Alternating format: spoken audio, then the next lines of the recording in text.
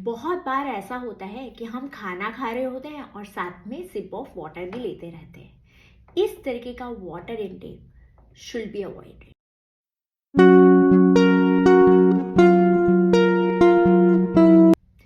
ये एडवाइस किया जाता है कि जब भी आप आपका मील ले रहे हैं तो एटलीस्ट हाफ एन आवर पहले वार्म ग्लास ऑफ वाटर आप ले सकते हैं।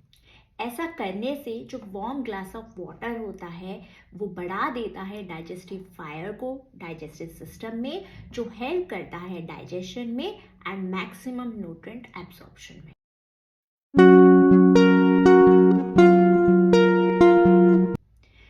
फिर उसके बाद आप लेते हैं मील, और मील लेने के बाद कम से कम 1 घंटा या फिर 90 मिनट के गैप के बाद आपको वाटर इनटेक करना चाहिए। अगर आप ऐसा नहीं करते हो तो जो भी वाटर होता है वो वॉश कर देता है या डाइल्यूट कर देता है डाइजेस्टिव एंजाइम्स को, जो एक अच्छा कॉन्सेंट्रेशन ऑफ एसिडिक इन्वायरमेंट नहीं बना पाती है डाइजेस्टिव सिस्टम में, जो फर्दर डिस्टर्ब करता है डाइजेशन प्रोसेस को। दूसरा इम्पॉर्टेंट है water intake.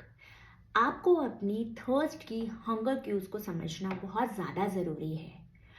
If in case requirement के ज़्यादा आपका वाटर इनटेक हो जाता है तो उससे एक कंडीशन हो सकती है जिसे मेडिकल लैंग्वेज में बोला जाता है हाइपोनेट्रेमिया, या फिर लेमन लैंग्वेज में आप वाटर इंटॉक्सिफिकेशन भी बोल सकते हैं।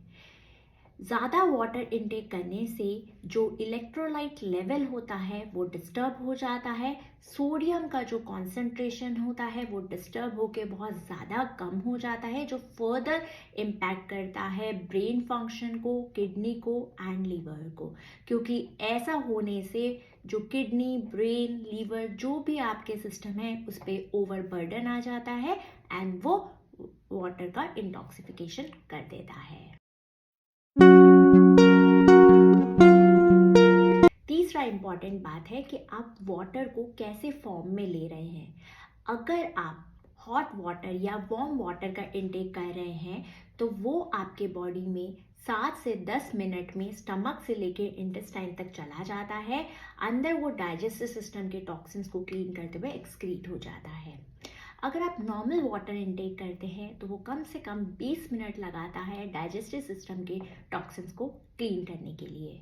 इफ़ इन केस आप चिल्ड वाटर लेते हैं तो बहुत टाइम तक आपके डाइजेस्टिव सिस्टम में रहता है और वो एक्सेस एनर्जी कंज्यूम करता है in converting that chilled water to the normal water.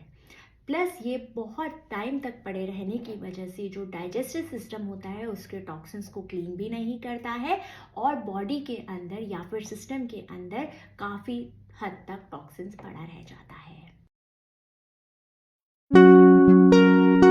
Fourth आता है कि आपको किस पोजीशन में पानी का इंटेक करना चाहिए। हमेशा एडवाइस किया जाता है कि वाटर इनटेक जो हो वो सिटिंग पोजीशन पे हो। ऐसा करने से आपके जो भी मसल्स होते हैं या एब्डोमेन होते हैं वो रिलैक्स पोजीशन में होते हैं। वाटर अच्छे से आपके डाइजेस्टिव सिस्टम में जाकर टॉक्सिन्स को क्लीन करते हुए और मैक्सिमम न्यूट्रिएंट एब्जॉर्प्शन के बाद एक्सक्रीट हो जाता है। और इफ़ इन केस अगर आप पानी का इंटेक स्टैंडिंग पोजीशन में करते हैं तो वाटर जो है वो इंटेक होने के बाद फटाफट एक्सक्रीट हो जाता है, जो क्लीनिंग प्रोसेस या जो डाइजेस्टिव प्रोसेस का जो टाइम होता है वो बॉडी को इतना मिलता नहीं है। इसीलिए हमेशा एडवाइस किया जाता है कि जब भी आप वाटर का इंटेक कर रहे हैं मैक्सिमम टाइम पर ट्राई करिए कि सिटिंग पोजीशन पे ही किया करें। फिफ्थ है कि जब भी आप वाटर का इंटेक करें तो ध्यान दीजिए कि वो सिप में होना चाहिए, एकदम से ज़्यादा पानी इंटेक नहीं होना चाहिए। अगर आप फटाफट पानी का इंटेक करते हो तो आपको पता नहीं चलता है कि बॉडी की रिक्वायरमेंट कितनी है वाटर इंटेक की, उससे एक्सेस वाटर का इंटेक हो सकता है जो फर्दर वाटर इंटॉक्सिफिकेशन को बना सकता है। दूसरी इम्पॉर्टेंट चीज़ ये है कि फटाफट वाटर को अंदर लेने से वो जो सलाइवा होता है उसके साथ मिक्स नहीं होता है, और जैसे कि हमें पता है कि सलाइवा एल्कलाइन होता है, वो अगर विदाउट वाटर आपके इंजाइम्स या फिर डाइजेस्टिव सिस्टम के जो एसिड्स हैं उनके साथ मिलता है तो वो उसको पूरी तरीके से न्यूट्रलाइज कर देता है, जो डाइजेशन प्रोसेस को हैम्पर करती है और न्यूट्रिएंट का एब्जॉर्प्शन पूरी तरीके से नहीं हो पाता है। इसीलिए एडवाइस किया जाता है कि जितना भी वाटर इनटेक हो वो आपका सिप बाय सिप हो।